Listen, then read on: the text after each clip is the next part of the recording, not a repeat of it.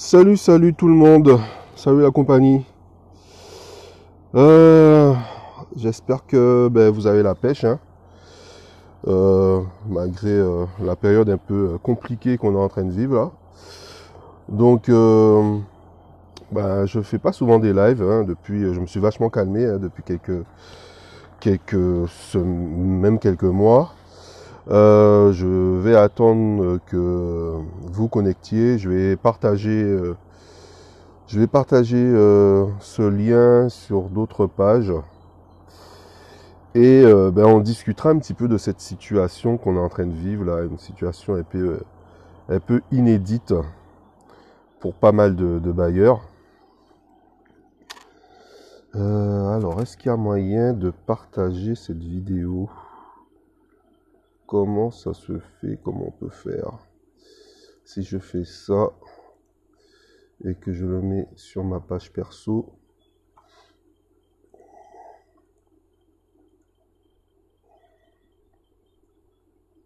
si je mets sur ma page perso comme ça, est-ce que ça va marcher? Ouais. Créer une publication, clac clac, et après je fais quoi? Ah, je fais publier ici.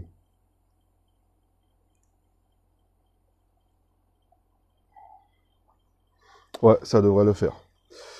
Bon, écoutez, j'espère que vous pourrez revoir cette vidéo par la suite. Je sais pas si je la mettrai sur ma page, sur mon YouTube, ouais, probablement. Pour ceux qui me connaissent pas, moi je suis David, ma compagne Mélissa et moi, nous avons investi dans la location courte durée depuis 2011. J'appellerais ça, c'était la période des 30 glorieuses de la location courte durée. Donc j'espère qu'on m'entend bien. Oui, la période des 30 glorieuses, ouais, parce que c'était en 2010, 2011, 2012 où ça commençait à flamber, où j'avais formé pas mal de personnes, que j'ai coaché, accompagné pas mal de personnes. Et après, par la suite, ça a été aussi les 30 glorieuses des vendeurs de formation sur la location courte durée, sur les business, etc., etc. Donc voilà, moi je suis donc investisseur foncier. J'étais aide-soigné encore jusqu'en 2016 où j'ai pris une dispo. Et je suis aussi entrepreneur. J'ai une société qui propose des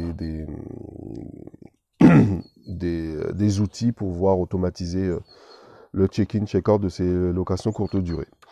Et en fait, c'est bien de ça dont on va parler, hein. Je ne vais pas parler trop de moi, je vais parler de ce que j'ai vécu. Donc j'attendais quand même d'avoir quelques annulations, des annulations de Reza pour voir en fait comment ça se passait.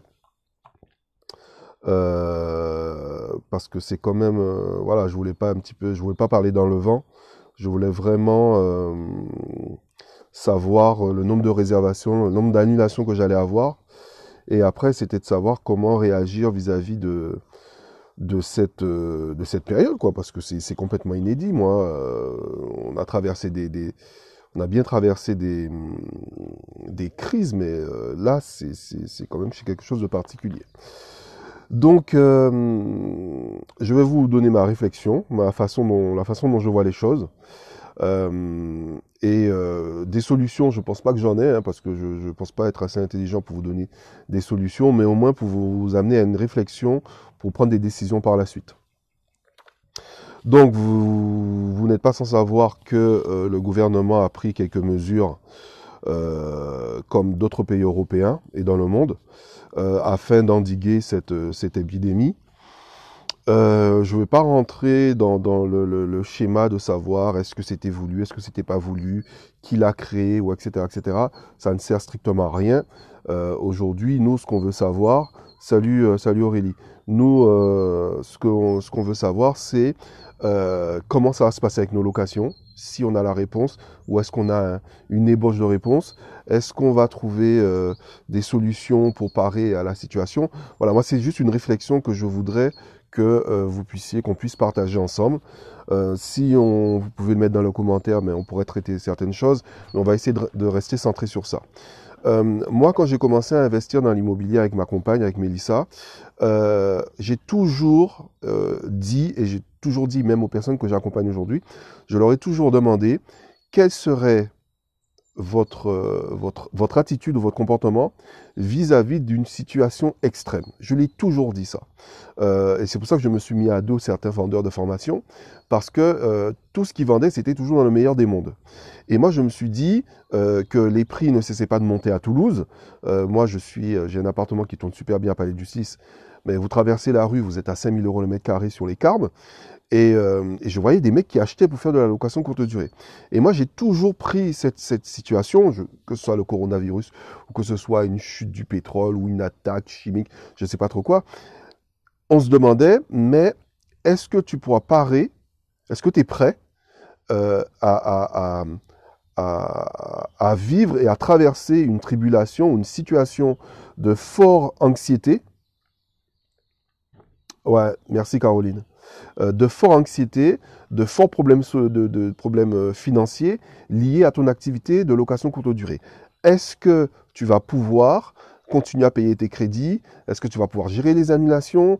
Est-ce que tu vas pouvoir payer tes charges, etc., etc. Et c'est pour ça que par la suite, j'ai vu que dans les formations, les mecs disaient, mais il faut faire en sorte que quand tu achètes ton appartement ou en location courte durée, il faut qu'en location classique meublée, que ça rembourse les crédits et les charges. Et ça, c'est vraiment le strict minimum, hein, parce qu'après, on peut toujours avoir des situations compliquées avec des travaux à faire, des réparations, etc., etc. Donc du coup, comme moi, j'ai toujours acheté dans cette optique-là, eh bien sûr, même si ça me fait chier de voir que j'ai des annulations, même si ça m'emmerde de voir que je pourrais être un petit peu en difficulté, eh bien, je sais très bien que je peux passer en location moyenne durée, par exemple sur 1, 2 ou 3 mois, et même si je loue même 500, 550 €, je vais pouvoir payer mes crédits et mes charges, et je vais quand même continuer à pouvoir bouffer. Voilà.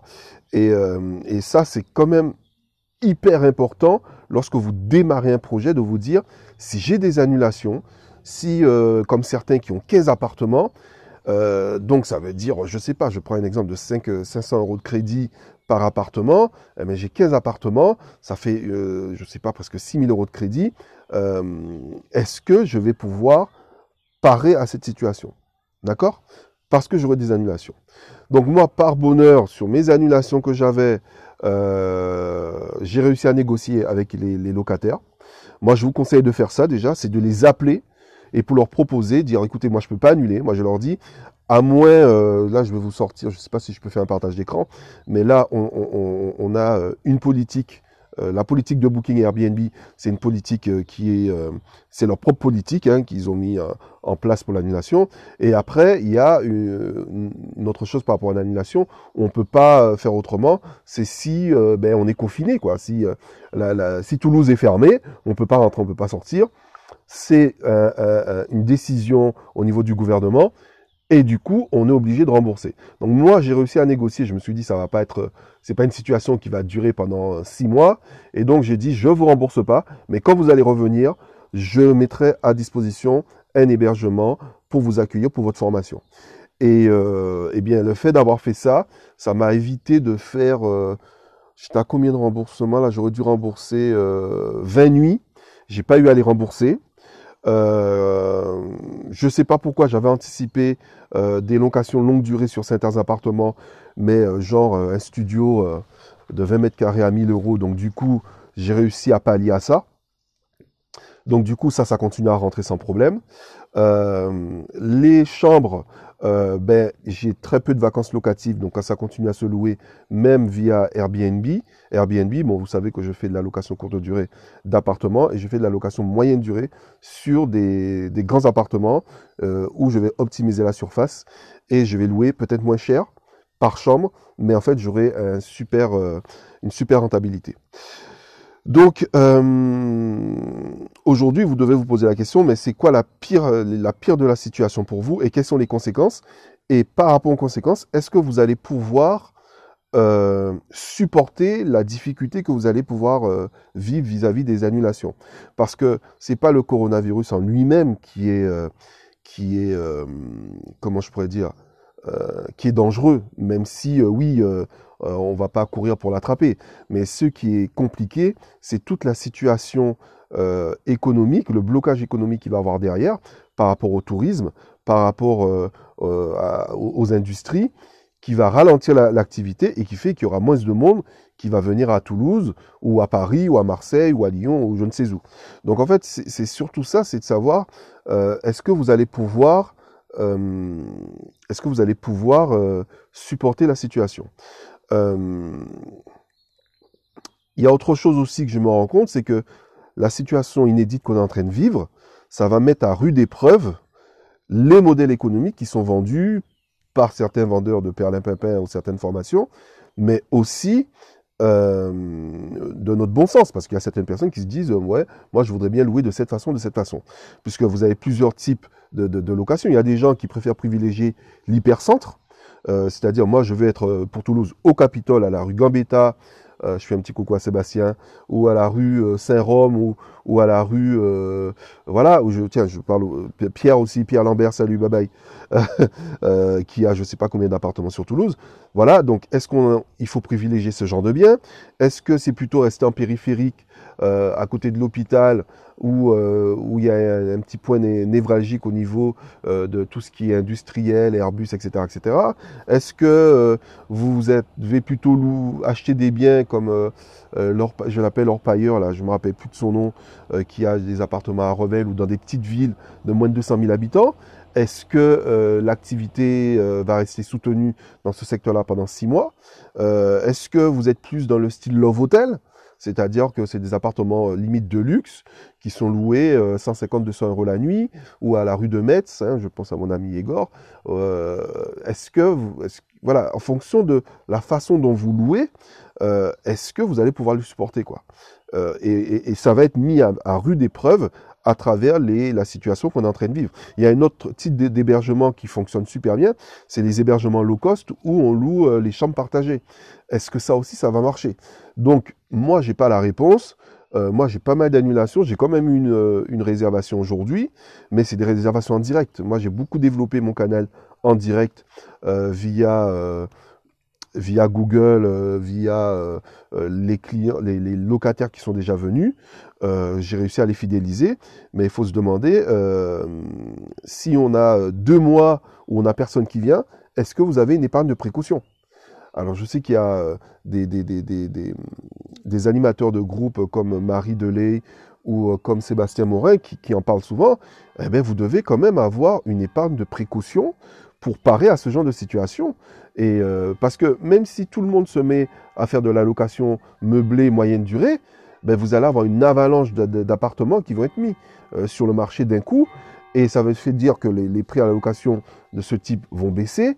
Et est-ce qu'on aura assez de rentabilité? Donc vous me direz peut-être, vaut mieux ça que rien, de tout sortir de sa poche. Voilà quoi, et ne rien attendre de l'État, quoi. Je sais que l'Italie a demandé à geler les remboursements d'emprunts. Alors, est-ce que c'est tout le monde? Est-ce que c'est que les sociétés? Est-ce que c'est que pour les RP? Est-ce que c'est pour les investissements locatifs? Voilà, ça fait beaucoup d'interrogations qui pourraient effectivement nous mettre en situation de stress, parce que ce sera une période anxiogène, et de savoir est-ce que la LCD va pouvoir supporter cette maladie de coronavirus, quoi. Donc, vous pouvez aller faire un petit tour sur 2 sites, si vous voulez, je vous mettrai les liens dans les commentaires, par rapport aux annulations. J'ai vu qu'il y a des articles qui ont été écrits, je vais vous le mettre tout de suite en commentaire, comme ça vous allez le voir. Si je le mets ici, j'arrive pas à mettre les commentaires ici. Bon, je vais mettre sur ma page, sur mon Facebook personnel. Je vous mets les liens. Clac. Et l'autre lien, c'est la politique de Booking. Moi, je vous conseille de faire une traduction. La traduction française, elle est pas mal. Ah merde, il me dit que je peux pas. Bon, vous l'ouvrez dans votre Google Chrome. Et après, c'est la politique en fait pour les remboursements des séjours via Booking. Qu'est-ce que je voulais vous dire encore? Donc on a parlé le fait de savoir si on met en location classique meublée ou non. Ce qui est sûr, c'est qu'il ne faut pas rentrer dans une spirale de panique et de se dire ben, tout le monde est dans la merde, ça va pas marcher, et patati patata. Des crises, je le disais dans un post que j'ai fait sur mon Facebook, des crises, il y en a eu au taquet. Vous avez eu la crise en 89-91, vous avez eu la crise de 2008, vous avez eu une petite crise aussi en 2011 et en 2016. Le marché va se casser la gueule, les entreprises vont tourner au ralenti. C'est tout à fait normal. Vous pouvez pas faire autrement, c'est comme ça.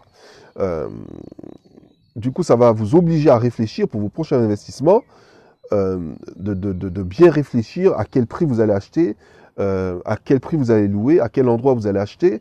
Moi, j'ai une petite pensée à ceux qui achètent dans les bourgades où il y a 200 habitants, en espérant qu'ils n'ont pas payé trop cher et qu'ils attendaient juste des touristes qui venaient régulièrement de partout du monde pour regarder une rivière, une montagne ou je ne sais pas trop quoi, ou une plage, et de voir que ça se vide, quoi. Parce qu'il faut continuer à payer crédit, il faut continuer à payer les charges.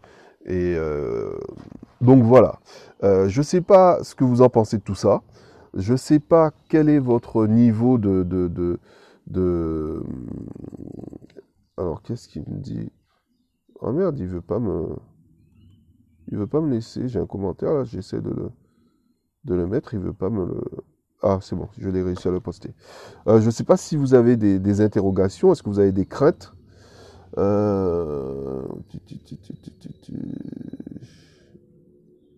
rien de spécial.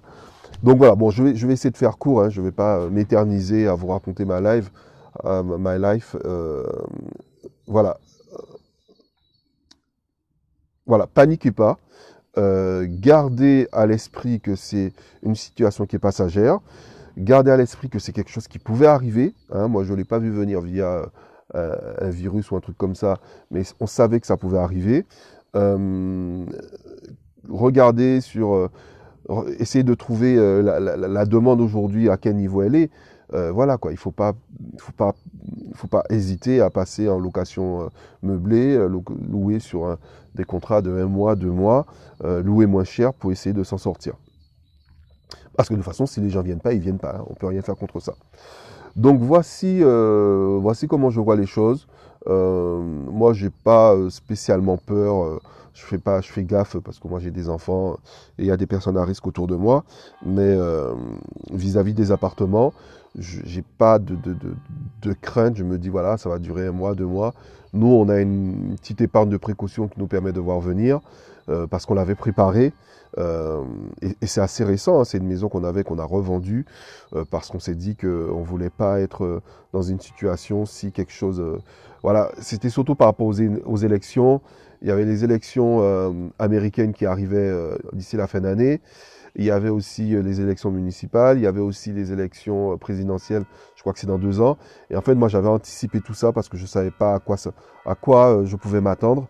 Et donc, du coup, j'ai préféré vendre un bien que je pensais garder. Voilà. Et du coup, ça m'a permis d'avoir une bonne épargne de précaution.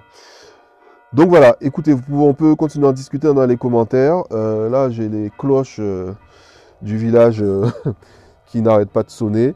Je vous souhaite un bon week-end et je vous dis à très bientôt. Et vous n'hésitez pas à revenir vers moi si vous avez besoin. Ok? Allez, ciao, bye bye.